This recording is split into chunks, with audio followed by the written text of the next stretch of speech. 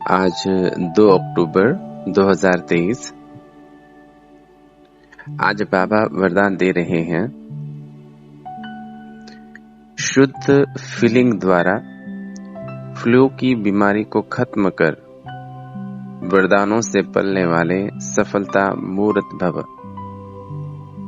बाबा कहते हैं, सभी बच्चों को बाप दादा के श्रेष्ठ मत है, बच्चे सदा शुद्ध फीलिंग में रहो। मैं सर्वश्रेष्ठ अर्थात कोटों में कोई आत्मा हूँ। मैं देव आत्मा, महान आत्मा, विशेष पाठधारी आत्मा हूँ। इस फीलिंग में रहो तो व्यर्थ फीलिंग का फ्लो नहीं आ सकता। जहाँ यह शुद्ध फीलिंग है वहाँ अशुद्ध फीलिंग नहीं हो सकते। इससे फ्लू की बीमारी से अर्थात मेहनत से बच जाएंगे और सदा स्वयं को ऐसा अनुभव करेंगे कि हम वरदानों से पल रहे हैं, सेवा में सफलता पा रहे हैं। तो बाप दादा आज वरदान दे रहे हैं, बच्चे सफलता मूर्त भव। और बहुत सुंदर बात बाबा कहते हैं, और बाबा चाहते हैं कि सभी बच्चे सदैव शुद्ध फीलिंग में रहें। वर्तमान समय कहें या फिर संसार की आत्माएं एक प्रकार से एक निराशा में है, हताशा में है। अगर 2-3% आत्माएं संसार की छोड़ दें तो बाकी अन्य आत्माएं अपने आप को एक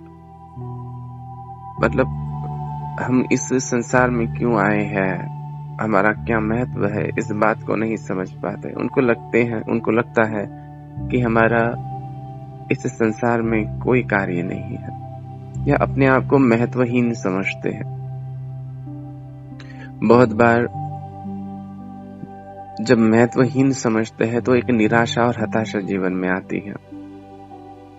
चाहे वो तन के मामले में ठीक नहीं होंगे, धन के मामले में उतने संपन्न नहीं होंगे, कभी कलाएं, कभी गुण और कभी विशेषताएं उनमें नहीं रहती। तो बहुत बार आत्माएं अपने आप को इम्पोर्टेंस ही नहीं देते और महत्व नहीं समझते अपना कि मैं इस संसार में कोई मेरा महत्व होगा। और लोग भी उनको उसी दृष्टि से देखते हैं, जिनके पास बहुत कुछ है वो उनको उस नजर से देखते कि इनके पास तो कुछ भी नहीं। बहुत बार लोग कहते भी कि ऐसे लोग इस संसार में नहीं हो तो और अच्छा, ये लोग है ही क्यों। चाहे वो कोई ऊंची जाति वाले, ऊंचे कुल वाले अपने नीचे की जाति और नीचे के कुल वालों को इस प्रकार से देखते हैं। तो एक प्रकार से ये जो मेजॉरिटी आत्मा है संसार की, एक प्रकार का फ्लू है उनमें, एक ये बीमारी है। और अपने आप को कमजोर समझना, अपने आप को व्यर्थ समझना, इस फीलिंग में वो रहते, इसलिए सदैव दुखी, निराश और हताश रहते हैं। और कभी कभी हम ब्राह्मण आत्माओं में भी देखते हैं, हम ब्राह्मण तो बन गए, ब्राह्मण जीवन में आने के बाद में भी जब हम अपने जीवन में, अपने पुरुषार्थ में सफलता प्राप्त नहीं करते या फिर प्राप्त नहीं कर पाते पुरुषार्थ करने के बाद भी, तो हमें भी लगता है कि मैं इस ज्ञान में क्यों हूँ, मेरा न होना ही अच्छा है, या मेरा कोई महत्व नहीं है। या कभी आप में विशेषता होती भी है तो आपको वो महत्व दिया नहीं जाता। कभी कभी आत्माओं में ईर्ष्या होती है तो वो महत्व आपको नहीं मिलता, या फिर माया विघ्न के रूप में आती है आपके सामने। तो ऐसे समय पर फिर हम आत्माएं भी अपने आप को महत्वहीन देखती हैं, महसूस करती हैं। फिर पुरुषार्थ में उस तीव्र गति से हम आगे नहीं बढ़ते। और ऐसी आत्माएं जो फिर धीरे धीरे देखती हैं कि वो महत्व ना मुझे मिल रहा है,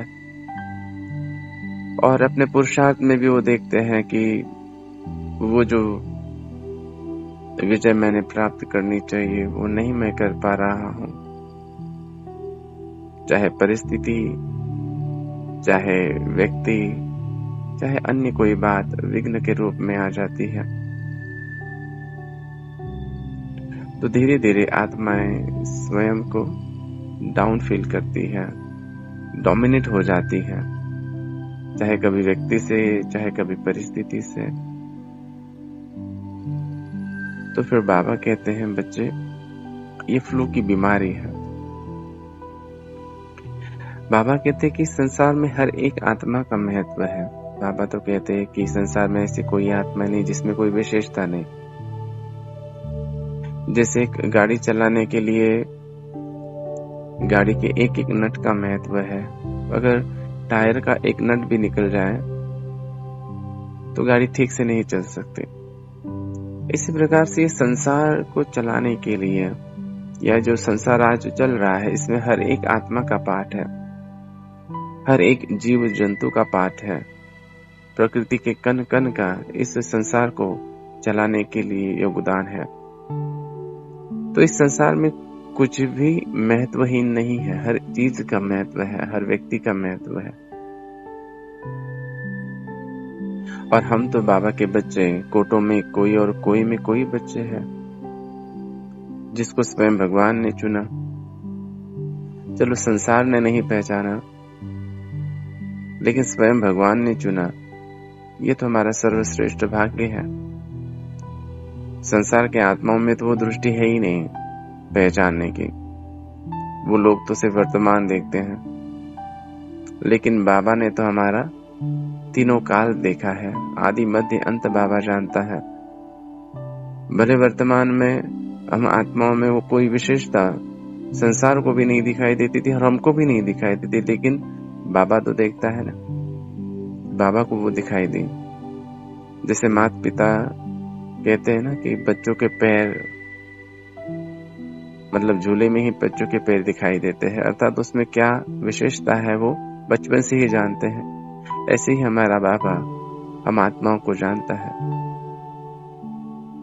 बाबा कहते हैं कि आप सब श्रेष्ठ तकदीरवान आत्माएं हो, विशेष आत्माएं हो, महान आत्माएं हो, और सदैव इसी फीलिंग में रहें, इसी श्रेष्ठ नशे में रहें कि हम महान आत्मा हैं, श्रेष्ठ आत्मा हैं, देवात्माएं हैं, विशेष पाठधारी आत्माएं हैं। कोटों में कोई श्रेष्ठ तकदीरवान आत्मा हो। सदैव अपने आप के महत्व को समझें। हमेशा कहे कि मेरा महत्व है, मैं हूं तो ये संसार चल रहा है, मैं हूं तो ये संसार में सब कुछ है। या फिर कभी समझे, कभी इस मान दे कि संसार में हर जो चीज हो रही है वो मुझ आत्मा के लिए हो रही है। सारा संसार जो कार्य कर रहा है वो मुझ आत्मा के लिए कर रहा है। क्योंकि देखिए ना कि प्रकृति की हर चीज जो मुझे मिल रही है, चाहे भोजन आ रहा है मेरे पास में, मैं तो यहाँ बना रहा हूँ, या कभी कभी मतलब लोगों के लिए, लोग आपके लिए बनाएंगे, लेकिन आपको जो भोजन मिल रहा है कितनी सारी प्रक्रिया से गुजर कर आपके पास में पहुंच रहा है। तो ये सारे लोग किसके लिए काम कर रहे हैं? मुझे भोजन मिल रहा है, पानी मिल रहा है, शुद्ध हवा मिल रही है, सारे सुख सुविधाओं के साधन मेरे पास में है। ये सब किसने मेरे पास में भेजे? इन सब के लिए किसने प्रयास किया? तो ये सारा संसार मेरे लिए काम कर रहा है, क्योंकि मैं महत्वपूर्ण आत्मा हूं, मैं विशेष आत्मा हूं, मैं कोटों में कोई और कोई में कोई आत्मा हूं। तो सदैव इसी नशे में रहेंगे, इसी शुद्ध फीलिंग में रहेंगे, तो फ्लू से अर्थात बीमारी से दूर रहेंगे, अर्थात चेहरे पे जो उदासी रहती है, निराशा और हताशा रहती है, उससे हम मुक्त रहेंगे। और चेहरा सदैव प्रसन्न रहेगा, सदैव खुशी में रहेगा, हर्षित रहेगा, प्राप्तियों से संपन्न वो फेस, वो चेहरा दिखाई देगा कि मैंने सब कुछ पा लिया, मैं पद्मा पदम भाग्यशाली आत्मा। और जब इस शुद्ध नशे में हम रहते हैं, इस श्रेष्ठ तकदीरवान के नशे में हम रहते हैं, तो फिर पुरुषार्थ बहुत आसान हो जाता है। और ऐसे अनुभव करते हैं कि जैसे हम वरदानों से पल रहे हैं। बाबा की छत्र छाया, बाबा का वरदानी हाथ मेरे मस्तक पर है। मैं महान, मैं संत आत्मा, मैं देवात्मा, मैं श्रेष्ठ आत्मा, मैं महान आत्मा हूँ। इन वरदानों में हम पल रहे हैं, ऐसा अनुभव होता है। और यही नशा, यही खुशी की तरंगे, लहरें फिर हमारे चारों ओर फैलती है और हमारे चारों ओर के वातावरण को शक्तिशाली बनाती है, खुशनुमा बनाती है। और हमारे संपर्क में आने वाली हर आत्मा भी उन गुणों को, शक्तियों को, उस वाइब्रेशन को कैच करती है, उस खुशी को कैच करती है, और वो आत्मा भी अपने जीवन में खुशी का अनुभव करती है। जैसे बीमारियों को देखकर या फिर बीमार व्यक्ति के संपर्क में आते, जैसे बीमार व्यक्ति का चेहरा देखते हैं तो ये लोगों के चेहरे पर भी उदासी छा जाती, क्योंकि वाइब्रेशन ऑटोमेटिक फैलते हैं। ऐसे ही खुशनुमा आत्मा को देखकर आत्माओं के चेहरे पर भी खुशी फैलती है, खुशी आती है उनके जीवन में। तो इसलिए बाबा कहते हैं कि आप इस संसार की महत्वपूर्ण आत्मा हो। बाबा हमेशा कहता है ना, मैं किस लिए आया हूँ बच्चे, मैं तुम्हारे लिए आया हूँ। ये नहीं सोचे हम कभी कि संसार के लिए बाबा आया है, हमेशा सोचे कि मेरे लिए बाबा आया है। मैंने बाबा को बुलाया है और मेरे लिए स्पेशल मेरा गेस्ट है बाबा। उसने मुझे पहचाना है, वो मेरे पास आया है। मैं उसका बच्चा हूँ, उसका सिकिलदा बच्चा हूँ, उसका सपूत बच्चा हूँ, उसका आज्ञाकारी वफादार बच्चा। उसने मुझे चुना। जब तक मैं संपूर्ण नहीं होऊंगा, ये संसार परिवर्तन नहीं हो सकता। मेरी संपूर्णता से संसार की संपूर्णता है, मेरे परिवर्तन से सारे संसार का परिवर्तन है, तो सारी दुनिया मुझसे है। ऐसी श्रेष्ठ तकदीरवान आत्मा स्वयं को समझना है, पद्मा पदम भाग्यशाली महान आत्मा खुद को समझना है। तो सदा ऐसी शुद्ध फीलिंग द्वारा फ्लू की बीमारी को खत्म कर